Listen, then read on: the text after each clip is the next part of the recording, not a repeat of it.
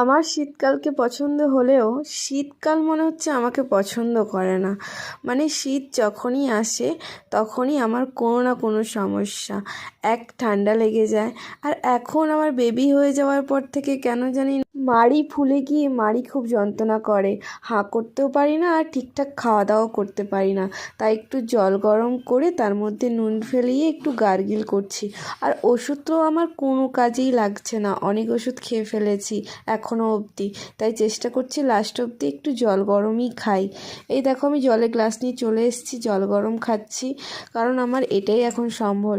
তোমরা হয়তো দেখে বুঝতে পারবে আমার একপাশের গাল ফুলে গেছে। আর এখানে হঠাৎ আমার একটা জিনিস চোখে পড়ে গেল, সেটা হচ্ছে এই ফুল দুটো। দেখো এই ফুল দুটো আমার হাজব্যান্ড আমাকে 1 জানুয়ারিতে দিয়েছিল। আর দেখো এই ইয়েলো কালারের গোলাপটা ও অনেক জায়গা থেকে খুঁজে খুঁজে নিয়ে এসেছিল, কারণ আমার ইয়েলো কালারের গোলাপ খুবই পছন্দের। তাই আমি এই ফুল দুটো গুছিয়ে রেখেছি।